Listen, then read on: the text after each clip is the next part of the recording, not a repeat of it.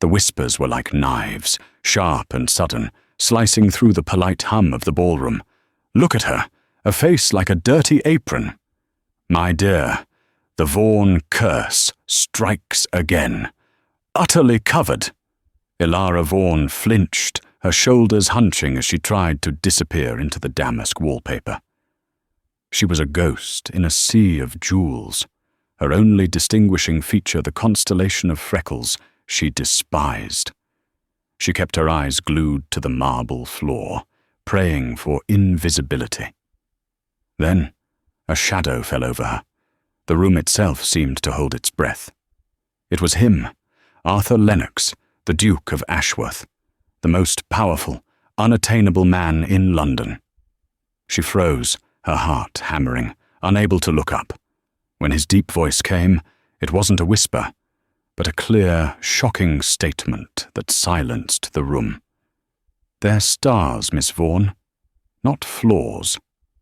What happens when the man everyone wants sees the one woman nobody does? And what dark secrets will his attention unleash?" The Rutherfords' annual Mayfair ball was not a place of pleasure for Elara Vaughn. It was a battlefield of survival. At 20, she was well past her first season and firmly established in the unforgiving annals of the ton as a failure. She was not witty, she was not wealthy, and she was not beautiful. Her calling card, the one thing everyone remembered, was the spray of dark freckles that covered every inch of her visible skin, her face, her neck, her arms. In a world that prized porcelain, unblemished complexions, Elara was a novelty of misfortune. She clutched her dance card, its empty lines a testament to her status. She had already fulfilled her one obligatory dance with a nervous young baron who had drawn the short straw, and now she was relegated to her usual post, the shadowed alcove between a towering fern and a bust of some forgotten Roman. From here she could observe without being observed, or so she hoped. "You must try, Elara," her father, Lord Vaughn, had hissed at her in the carriage. His face was paler than usual, his eyes darting with a frantic energy she had come to dread. "Smile. Look approachable. We cannot afford another season of this moping. We cannot afford." Those 3 words had become the suffocating soundtrack to her life. Lord Vaughn, a man of moderate title but disastrous habits, had gambled their modest fortune down to its barest threads. Elara's only value was as a marital commodity, and she was proving to be a decidedly poor investment. Her mother, a woman worn thin by anxiety, simply wrung her hands and offered useless platitudes. "Perhaps a bit of lemon juice, dear? To lighten? Well, you know." Elara's gaze drifted across the floor. She watched the diamonds of the season, girls who seemed to float on air, their laughter like wind chimes, their skin like smooth, perfect pearls. At the center of the brightest constellation was Lady Beatrice Sterling. Beatrice was everything Elara was not, golden-haired, sapphire-eyed, and possessing a cruel wit that passed for charming. She was surrounded by her usual attendants, Lady Caroline and Lady Anne, who echoed her laughter and amplified her jibes. It was Beatrice who had dubbed her the Freckled Mouse, and it was Beatrice's voice that carried most clearly across the room. "I simply cannot imagine," Beatrice was saying, her voice pitched for the half-dozen suitors surrounding her, "why some people are even allowed out in polite society. It is an offense to the eyes." Elara's cheeks burned. She knew, with sickening certainty, that the comment was meant for her. She sank deeper into the shadows, a desperate prayer on her lips that the floor might open and swallow her. It was then that he entered. The entire ballroom seemed to shift on its axis, the buzz of conversation dipping, and then rising again, altered. Arthur Lennox, the Duke of Ashworth, had arrived. He was not a classically handsome man in the mould of the poetic suitors who littered the ton. He was tall, broad-shouldered, and moved with an economy of motion that suggested immense, controlled power. His hair was dark, his features were strong and severe, and his eyes, even from across the room, Elara could feel them, were intensely observant. He was a man of 30, a recluse by society's standards, who managed one of the largest fortunes in England and, it was whispered, spent more time in his library than his drawing room. He nodded curtly to the hostess, bypassing the flock of hopeful mothers and their daughters who immediately shifted their positions to intercept him. His gaze swept the room with an air of profound boredom, a predator assessing a field with no worthy prey. Elara watched him, fascinated and terrified. He represented the absolute pinnacle of their world, a man so powerful he answered to no one. His eyes continued their sweep, past the glittering diamonds, past the fawning suitors, past the gossiping dowagers. And then they stopped. They stopped on her. Elara's breath hitched. It was impossible. He couldn't be looking at her. She jerked her gaze down to the floor, her heart pounding a frantic rhythm against her ribs. He sees you. He sees the flaws. Look away. Look away. But it was too late. He had seen her, and worse, he had seen the clique of beauties, Lady Beatrice and her friends, who were now looking between the Duke and Elara, tittering behind their fans. "My goodness," Lady Anne giggled, loud enough for those nearby to hear. "I believe the mouse has caught the lion's eye. Perhaps he's a collector of oddities?" Beatrice smiled, a slow, predatory curving of her lips. She saw her opportunity. Lifting her chin, she began to move toward the Duke, her sycophants in her wake, her path set to intersect directly with the shadowed alcove where Elara was trying to merge with the botany. This was not an accident. It was an execution. Beatrice, a vision in pale blue satin, curtsied low before the Duke. "Your Grace," she purred, her voice dripping with honeyed condescension. "How wonderful of you to grace us. We were just discussing the varied tapestry of the season."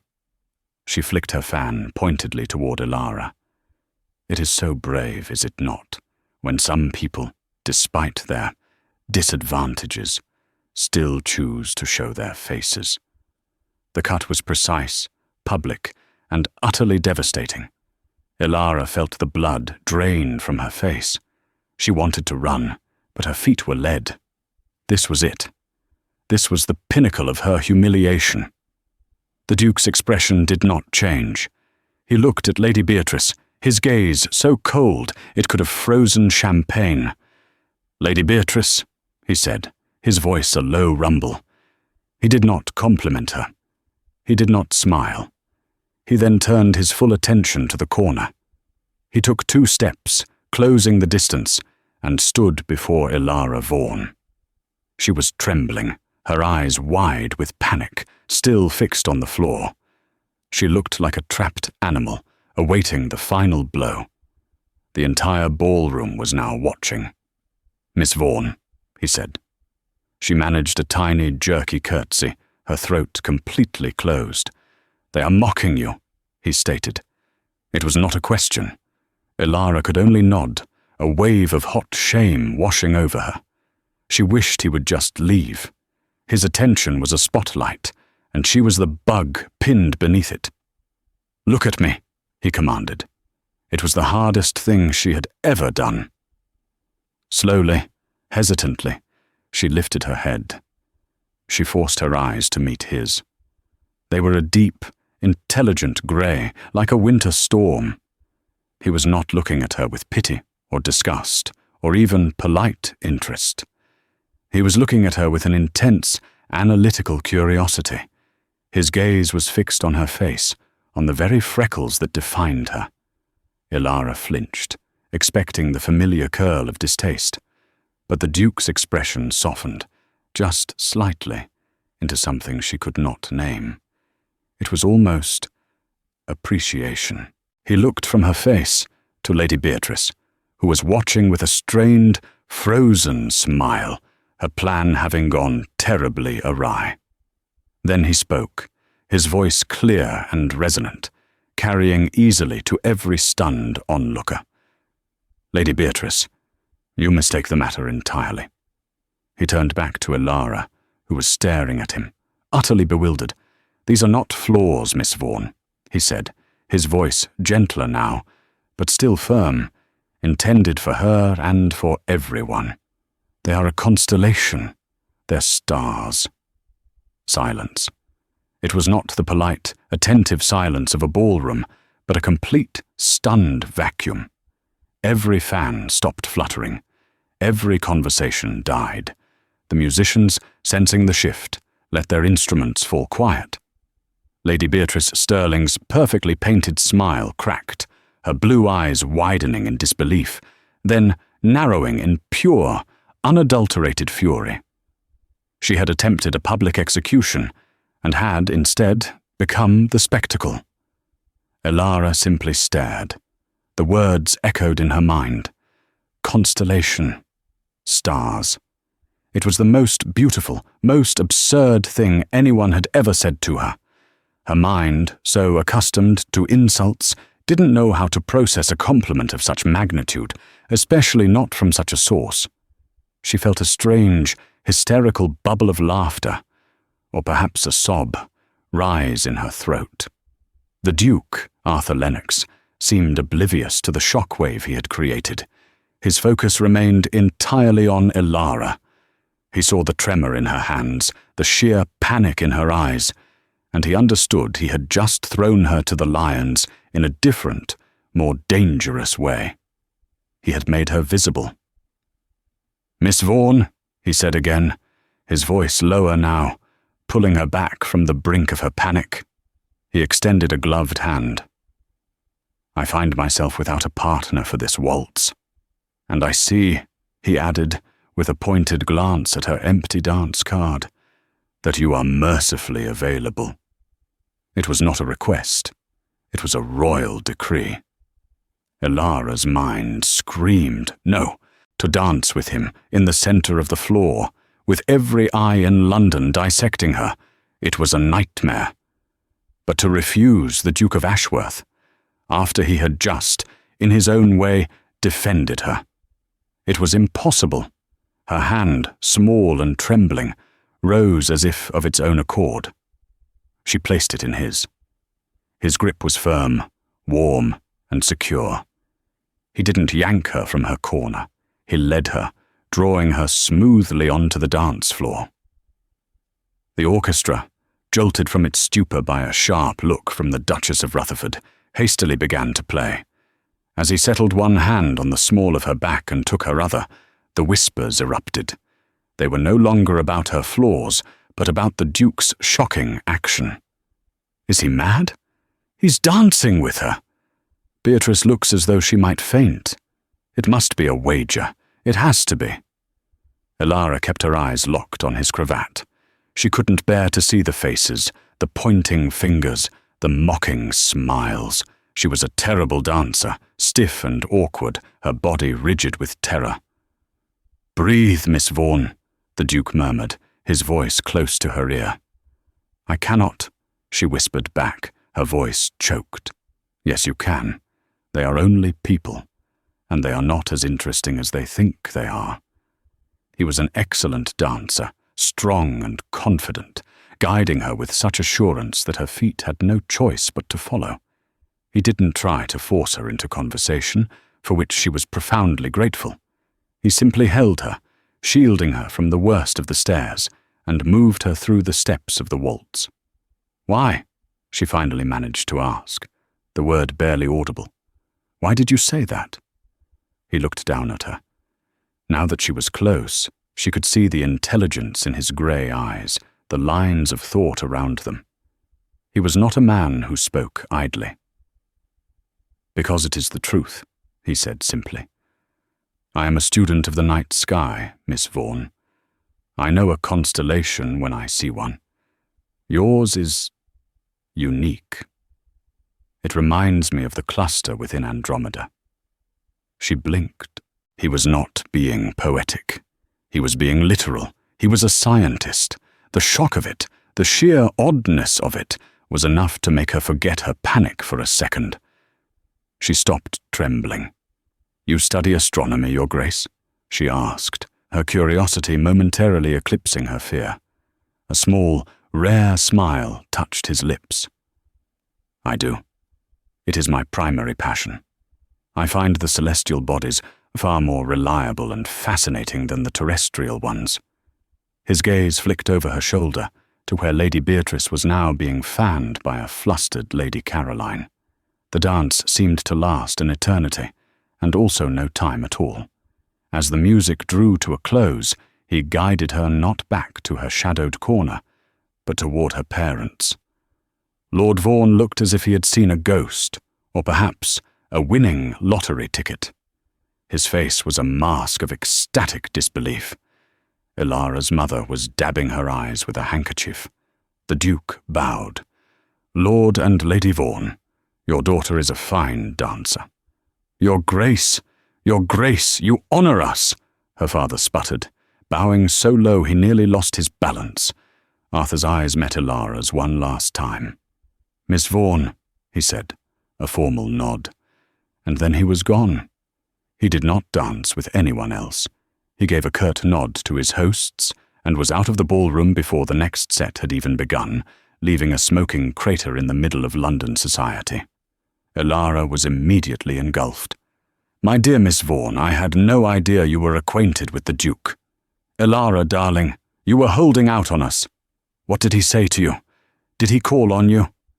The very people who had scorned her minutes before were now pressing in, their smiles wide and false. Her dance card was suddenly, miraculously, full. Young men who had previously looked through her were now begging for a quadrille. But Elara barely heard them. She was still processing his words. Stars. Andromeda.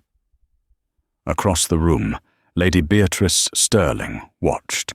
Her face was a placid, beautiful mask once more, but her eyes were chips of ice.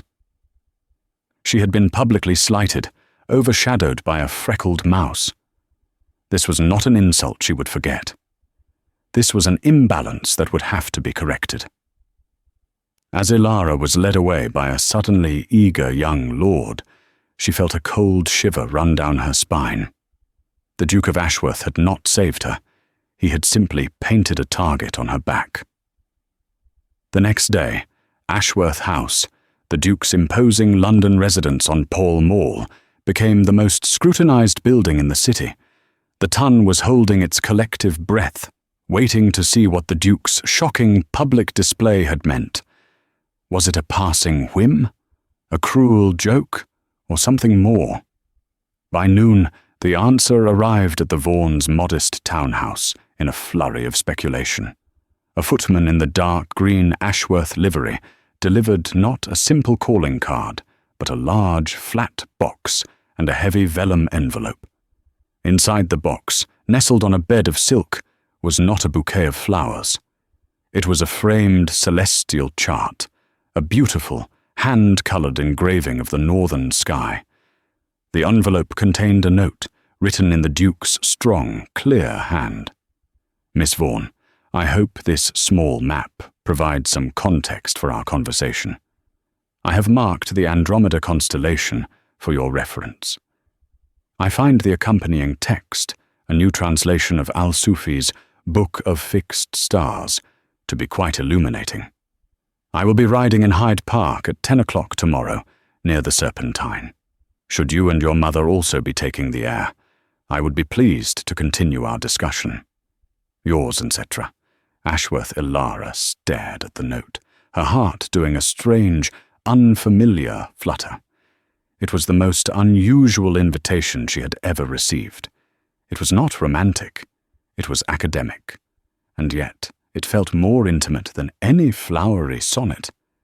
He was treating her not as a woman to be courted, but as an intellectual to be engaged. Her mother was baffled. A map?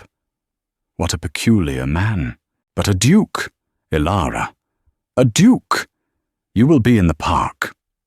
The designated hour found Elara and her mother seated in their slightly worn carriage, parked by the Serpentine.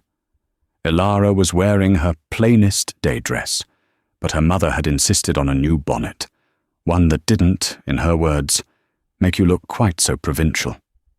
He arrived exactly at 10, not in a carriage, but on a magnificent black stallion, looking more like a soldier than a nobleman. He dismounted with athletic grace, handing the reins to his groom. "Lady Vaughn, Miss Vaughn, I am glad you could join me." He bowed, his grey eyes finding Elara's. "Your Grace," Elara's mother twittered. The chart was most instructive. Arthur nodded, though his attention was on Elara. "And what did you think of Al-Sufi's observations, Miss Vaughn?" Elara blushed. I have not read Al-Sufi, Your Grace. I am afraid my own reading has been limited to what my father's library provides. A copy of Kepler's Mysterium Cosmographicum." Arthur's eyebrows shot up. This was not the reply of a typical debutante. Mysterium Cosmographicum was a dense, complex work of astronomical theory. "You have read Kepler?" he asked, his voice sharp with genuine surprise. "Only parts," Elara said hastily, afraid she had overstepped. I find the mathematics difficult, but his theories on planetary motion are fascinating. The idea of divine geometry." She trailed off, horrified that she was rambling about geometry to a duke. But Arthur was staring at her with that same intense curiosity from the ball. "And Galileo?" "I have read translations of his Siderius Nuncius," she admitted quietly. "The idea of moons orbiting Jupiter, it changes everything, does it not? It proves the earth is not the center of all things." Her mother looked utterly lost, smiling weakly at the Duke as if her daughter had begun speaking in tongues. Arthur Lennox, however, looked energized. He looked, for the first time since Elara had seen him, truly animated. "Miss Vaughn," he said, "you are wasted in a ballroom." He turned to her mother. "Lady Vaughn, with your permission, I would like to invite you and your daughter to Ashworth House this afternoon. Not for a social call," he clarified, "but to visit my observatory. I have recently acquired a new refractor telescope from the workshop of Mr. Dolland. It is one of the finest in England. I believe Miss Vaughn would appreciate it. An invitation to a bachelor's home. Even with a chaperone, it was highly unconventional. It bordered on scandalous. But he was the Duke of Ashworth. He made the rules." "We would be delighted, Your Grace," Lady Vaughn managed.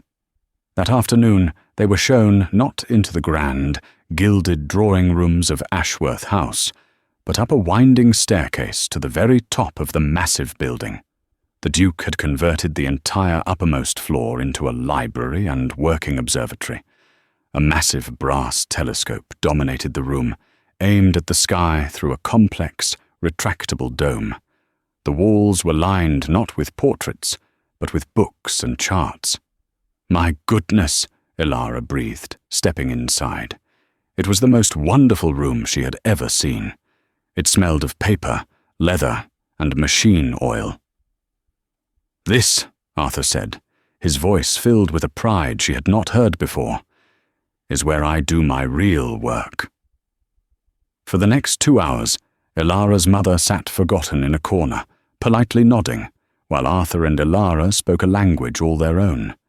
He showed her his logbooks, his detailed sketches of the lunar surface. She, in turn, hesitantly showed him a small notebook of her own, filled with her own observations, made with a tiny, inadequate spyglass from her bedroom window.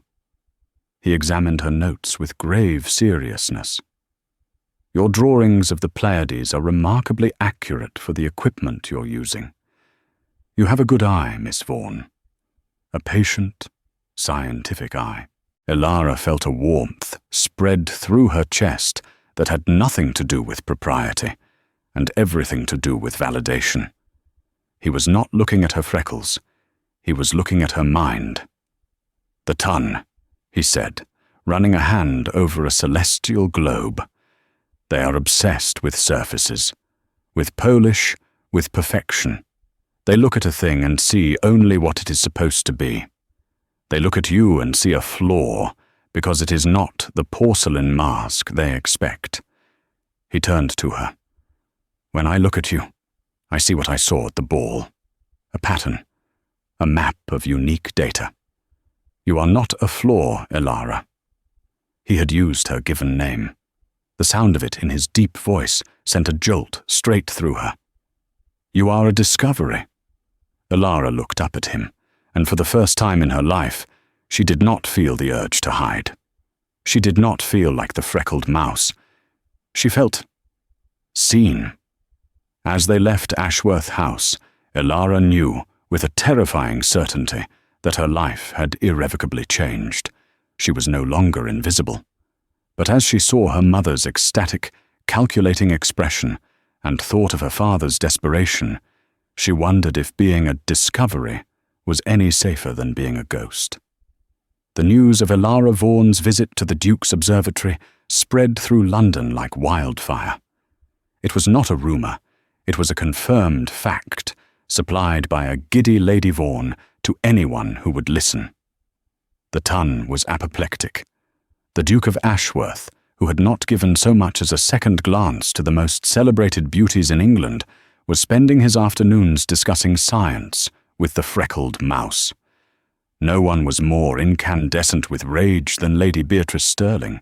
She was in her private sitting room, pacing the plush Aubusson carpet, her silk dressing gown clutched tightly at her waist. "An observatory?"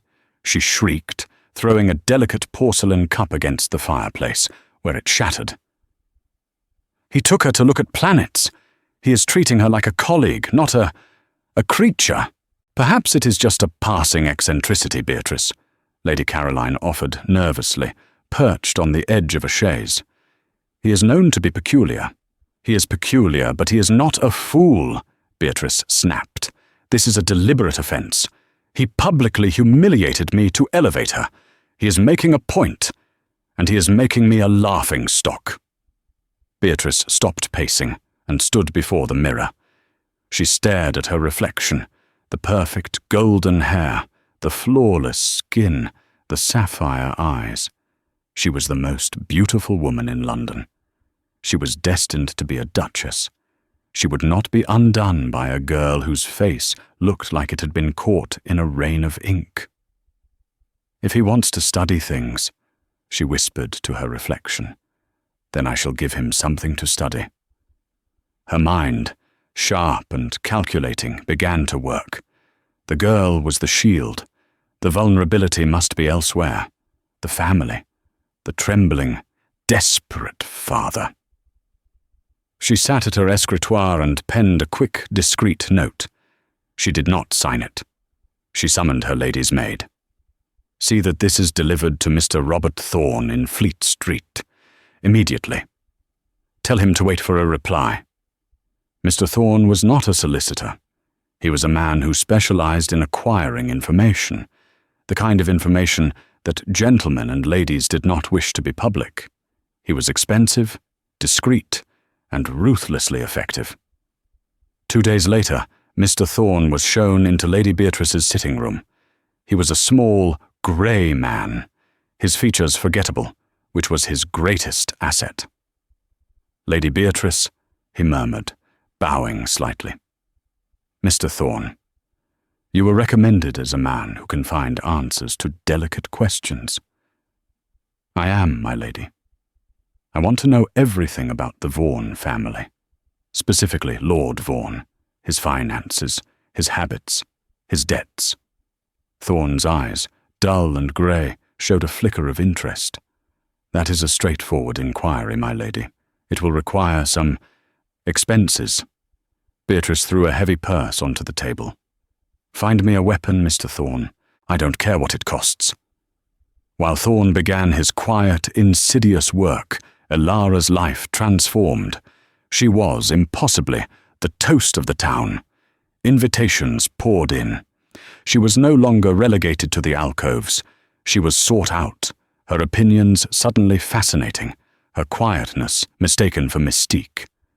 But the true center of her new life was Arthur. He called on her openly now, always with a proper chaperone. But their discussions were worlds away from typical drawing-room chatter. They spoke of comets, of navigation, of the Royal Astronomical Society, of which he was a prominent, if reclusive, member. He brought her books, Huygens on the rings of Saturn, Newton's Principia. He, in turn, was discovering the mind she had kept hidden. She was not just well-read, she was insightful.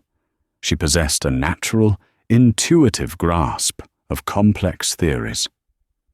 "You see patterns where others see chaos, Elara," he told her one afternoon as they walked in the Vaughn's small, overgrown garden.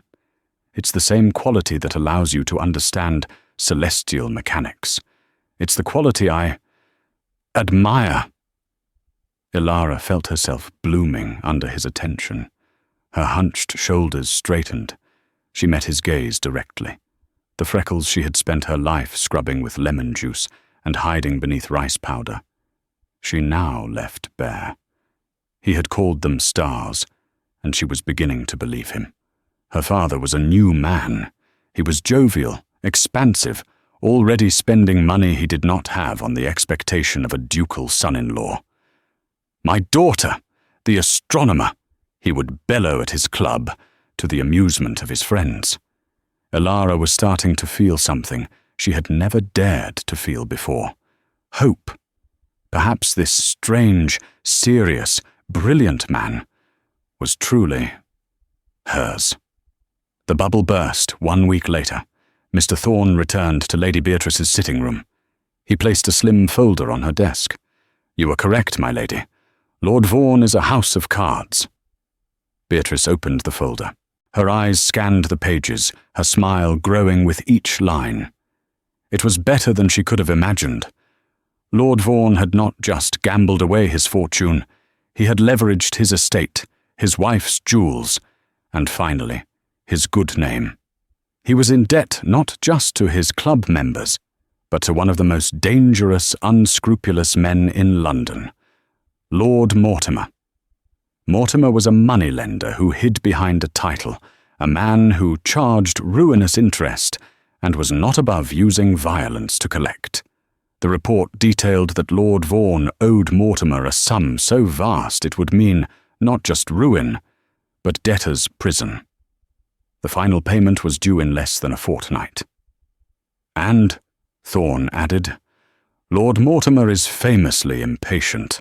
He is also, I have it on good authority, an admirer of your family's bank, Lady Beatrice." Beatrice's smile was triumphant. She didn't just have a weapon, she had a cannon. "Lord Mortimer," she mused, "and the Duke. This is perfect." She knew exactly what to do.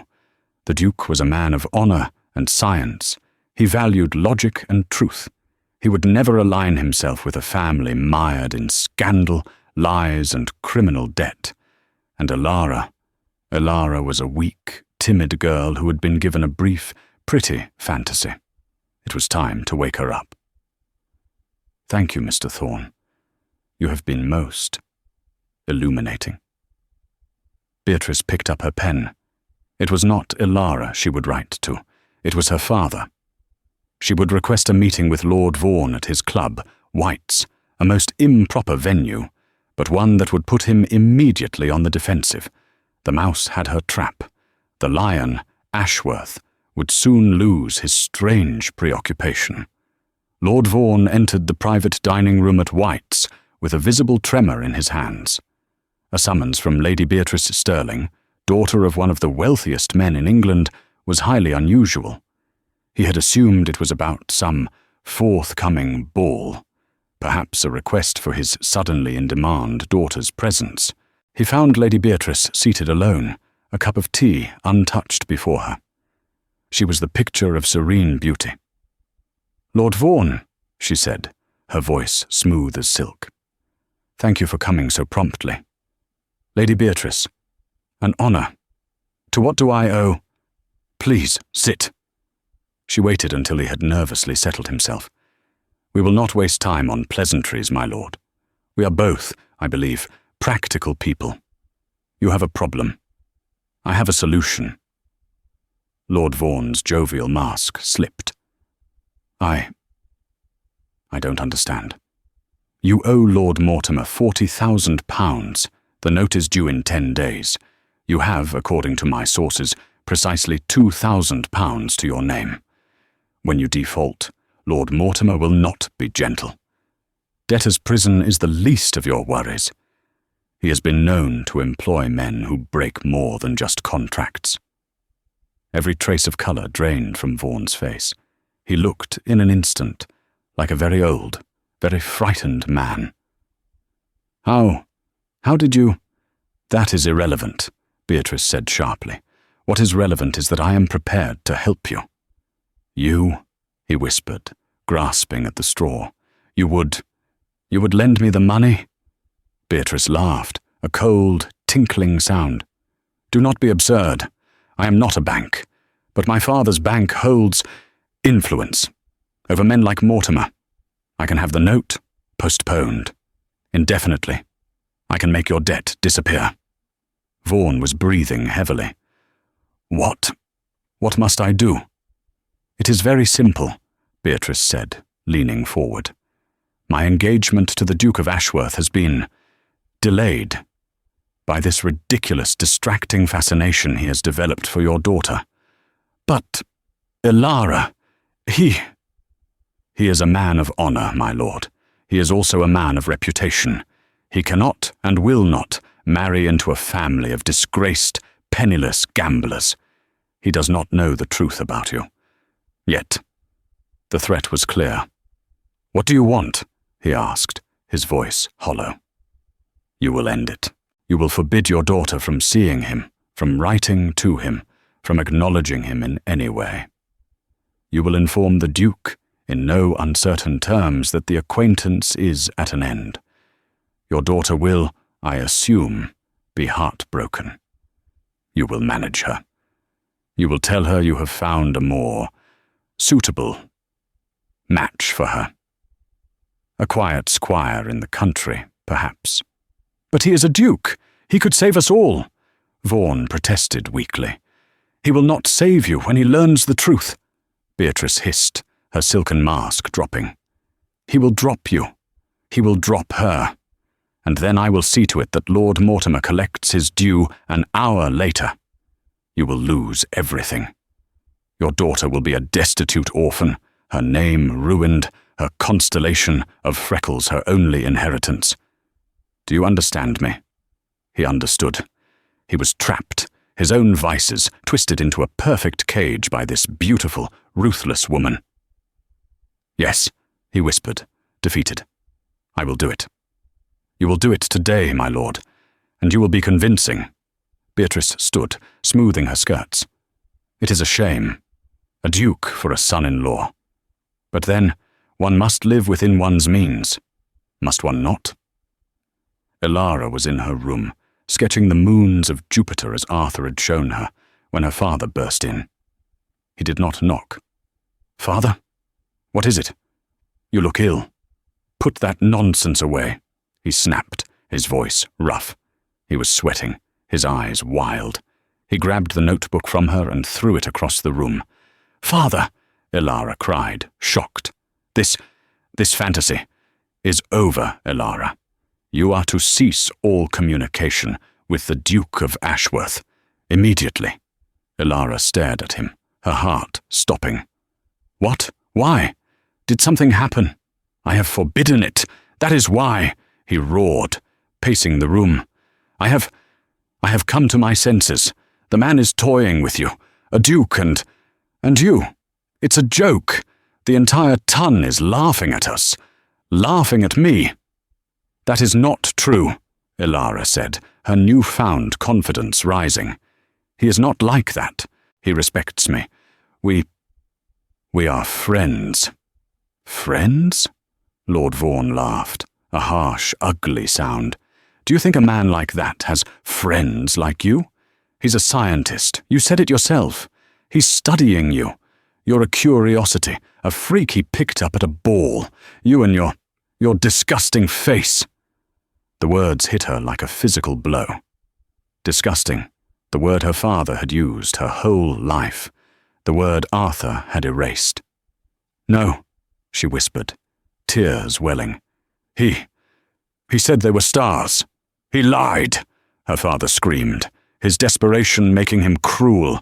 He lied to get what he wanted, and now he is done. He will ruin you, Elara. He will take your reputation and leave you with nothing, and we will be the laughing-stocks of England. You are wrong, she said, trembling. I know you are wrong. Am I? He grabbed her by the shoulders, his fingers digging in. This silly, childish romance you have invented. It will be the ruin of this family. My ruin. Do you understand? You will do as I say. You are my daughter, and you are a burden I have carried for 20 years. This is the one time you will be useful. You will end it. Elara stared into her father's frantic eyes. She saw the panic, the fear, and the cold, hard desperation. He was not just angry, he was terrified. He was not lying about the ruin, she realized. This was real. This was the debt she had always known about, finally come to call. And somehow, her association with Arthur was the cause. Her father was a weak, foolish man. But he was her father. And his terror was a tangible thing. Her brief, beautiful world of stars and acceptance shattered. It was a fantasy. She, a girl with nothing, had caught the eye of a duke. It was a fairy tale, and fairy tales were not real. Her father's debts, his fear, the mockery of the ton. That was real. She was a burden. Her silly romance was hurting her family. The strength drained out of her. The straight spine, the confident gaze, it all crumpled, and she was the freckled mouse once more. What must I do? She whispered, the tears now flowing freely. You will write him a letter, her father commanded, his voice shaking with a mix of relief and lingering panic. A cold letter. You will tell him you cannot see him again, that you have other obligations, that your acquaintance was a mistake. No emotion, no explanation. Just an end. Do it, now. He threw a piece of paper on her desk. Elara sat, her hand shaking so violently she could barely hold the pen. With her father watching over her, his breathing ragged, she dipped the pen in the ink. Your Grace, she wrote, her tears blurring the words. She wrote the coldest, most formal, most brutal dismissal she could muster. Each word was a betrayal of the truth, a betrayal of the only man who had ever seen her. Each word was a small death. She told him their discussions were an impropriety she could no longer indulge. She told him his attentions were unwanted. She thanked him for his curiosity and wished him well. She signed it, Miss E. Vaughn. Give it to me, her father said, snatching the letter before the ink was dry. He left the room without another word, leaving her to drown in the ruins of her world. The letter arrived at Ashworth House the following morning. Arthur was in his observatory, reviewing his notes on the upcoming Leonid meteor shower, when his butler brought it in on a silver tray. He recognized the Vaughn family seal and felt a rare flicker of pleasant anticipation. Perhaps Elara had made a new observation she wished to share. He broke the seal and unfolded the letter.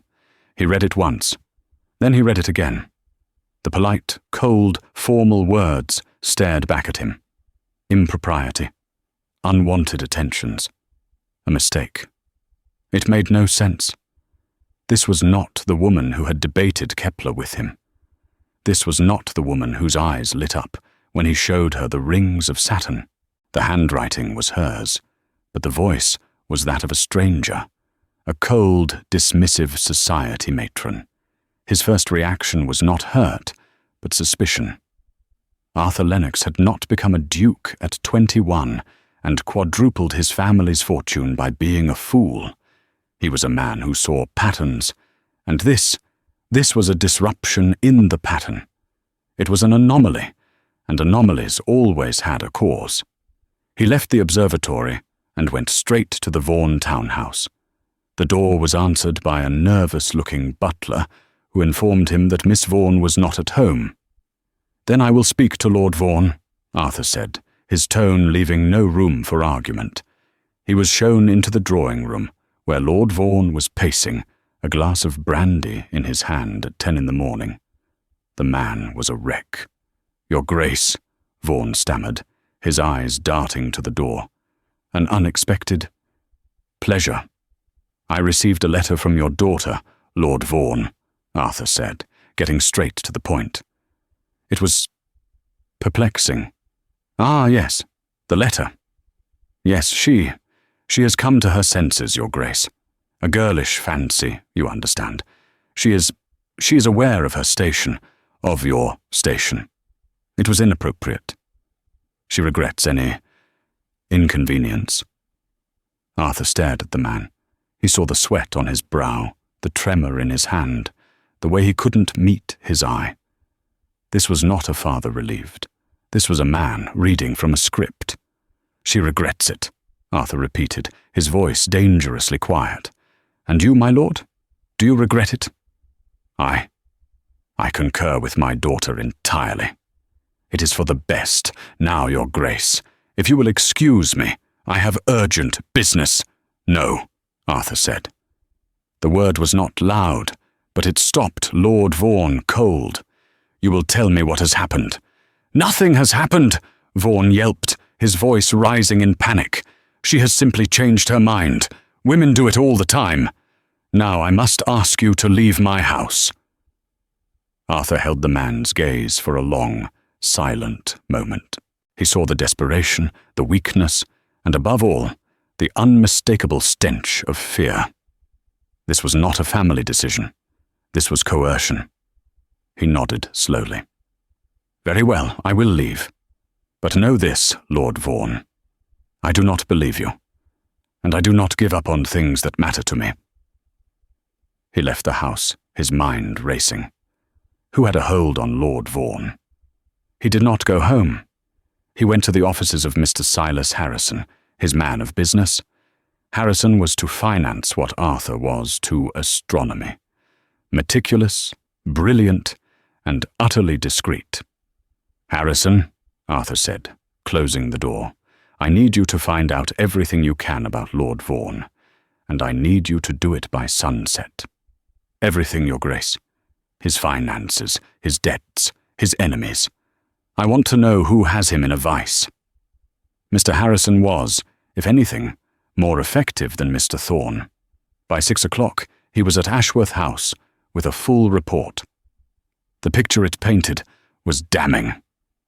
"It's a complete financial collapse, Your Grace," Harrison said, adjusting his spectacles. "Gambling debts, mortgaged estates. The man is ruined. But the primary leverage, this is the interesting part.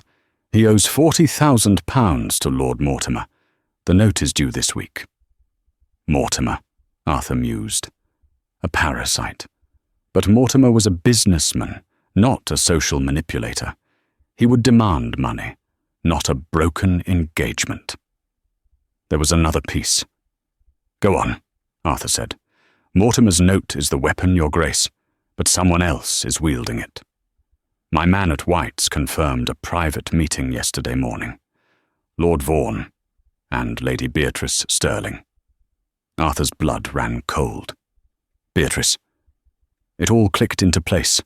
The public humiliation at the ball, the sudden, inexplicable reversal from Elara, the terrified father. Beatrice, spurned, had dug for leverage and found Vaughn's debt. She had blackmailed him. Force Elara to end the courtship, or she would see him destroyed by Mortimer. It was a brilliant, cruel, and perfectly executed plan. Arthur felt a surge of cold, precise fury. They had threatened his constellation.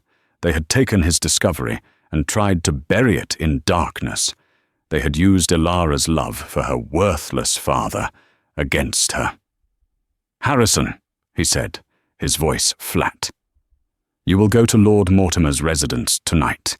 You will pay the £40,000 note, in full, in cash. You will acquire the note marked paid and bring it to me." Harrison's eyes widened. "Your Grace, that is a significant sum. To pay for a man like... It is not for Lord Vaughn. It is a business expense. See to it." "Yes, Your Grace."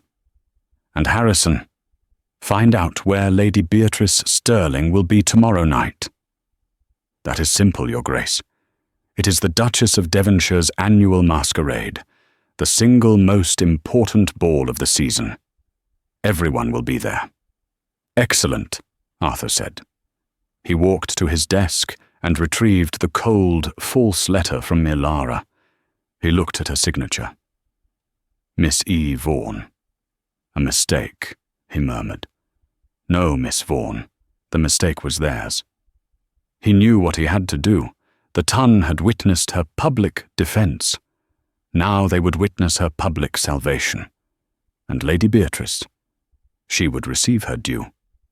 The Duchess of Devonshire's masquerade was the glittering apex of the London season.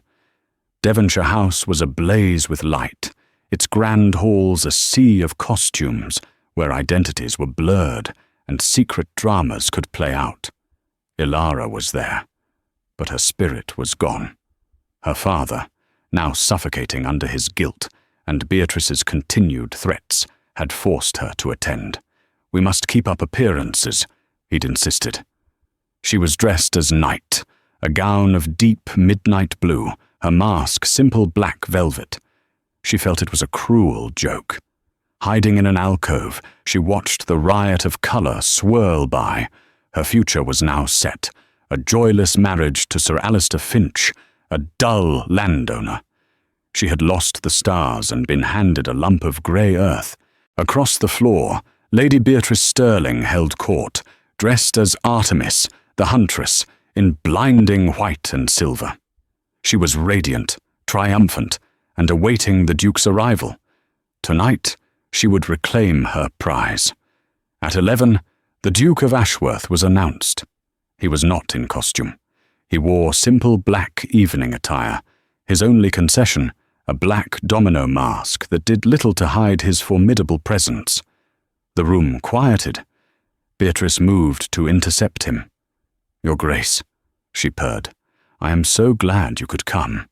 I feared you had abandoned society." Arthur looked at her, his grey eyes piercing. "Lady Beatrice, a fitting costume, the huntress. I always get what I aim for," she laughed. "Indeed," he said, his voice devoid of warmth. He did not stop, walking past her as if she were a statue. Beatrice's smile froze. The Duke's gaze swept the room, scanning the edges, the shadows, the alcoves. He was looking for her, and then he saw her. Elara's heart pounded. "No, no, please go away. I cannot." He stopped in front of her. "Your Grace," she whispered, trembling. You shouldn't be here. I wrote to you." "You did," he said, his voice a low rumble. "A cold, formal letter. It was a lie. It was written by the Freckled Mouse, a woman I no longer know." He gently touched her mask. "I am here for Elara, the astronomer, and she owes me an explanation." "I cannot," she whispered, tears welling. "My father, the ruin. You don't understand." "Oh, but I do," Arthur said. "I understand your father's £40,000 debt to Lord Mortimer. I understand his desperation, and I understand Lady Beatrice's persuasive argument." Elara's head snapped up. "How? I am a man of science. I investigate anomalies." He pulled a folded paper from his pocket and pressed it into her hand. "This is your father's note. It is paid in full. By me." Elara stared at the red, paid stamp. The debt was gone, The threat was gone. She was free. She looked up at him, tears streaming, unable to speak. "Your Grace!" A sharp, furious voice cut the air. Lady Beatrice had followed, her face a mask of rage. "You dare! You humiliate me! For this, a debtor's daughter, a freckled nobody!" The silence in the ballroom was absolute. This was the scandal of the decade. Elara flinched, her hand flying to her face to hide the freckles Beatrice had named. Arthur did not look at Beatrice. He looked only at Elara. He turned to the assembled ton, his voice carrying absolute authority. "Lady Beatrice speaks of flaws," he announced. "She sees only ledgers and skin. I see what is real." He turned back to Elara. He slowly, gently, untied the ribbon of her mask. It fell away, revealing her tear-streaked, terrified, beautiful, freckled face. "I see Miss Elara Vaughn," he declared. "Her family's honor is secure. Her father's debts are settled. And her mind," he said, his voice full of deep pride, "is as brilliant and as rare as the stars we admire. I have spent my life looking for a new discovery, and I have found it." He dropped to one knee. A collective gasp swept the room. Lord Vaughn, watching from the doorway, openly fainted. Beatrice's face went parchment white. Arthur Lennox, the Duke of Ashworth, was kneeling at the feet of the Freckled Mouse. "Elara Vaughn," he said, his grey eyes locked on hers. "I told you they were stars. I would like to spend the rest of my life charting them. You are the most fascinating, intelligent, and courageous woman I have ever known. Will you do me the profound honor of marrying me?" Elara was shaking, crying and laughing all at once. He had seen her. He had chosen her. "Yes," she whispered. Then, louder, for the whole room to hear, "Yes, Arthur, yes." He stood and kissed her, right there, in front of the stunned ton. Lady Beatrice, her face a rigid mask of ruin, turned and fled the ballroom. Her social career was over. Arthur kept his arm around his future duchess, his expression daring any of them to say a word. Then he looked down at her, a rare, true smile transforming his severe features. "I believe, my dear," he murmured. "It is time we went home. I have a new comet I wish to show you." That night, Elara and Arthur didn't just begin a marriage, they began a partnership. Theirs was never a typical society romance, built on whispers in ballrooms and stolen glances over fans. It was a story built on the quiet, sturdy foundations of shared intellect, mutual respect, and a truth that was more powerful than any lie. Elara, the Duchess of Ashworth, became one of the most respected amateur astronomers in England, her papers on stellar cartography read before the Royal Society. Arthur, her husband, was her greatest champion. And her freckles? They remained, a celestial map that only he truly knew how to read. Theirs is a reminder that the world will always try to tell you what your flaws are. But true love, real-life love, is not about finding someone flawless. It's about finding the person who looks at the very things you were taught to hate and finally, calls them stars. Thank you for listening to this story. If you were touched by Elara and Arthur's journey, please don't forget to hit that like button. Share this video with someone who needs a reminder of their own worth, and subscribe to our channel for more stories that challenge the ordinary. We read every comment, so let us know what you thought of Elara's triumph. See you in the next video.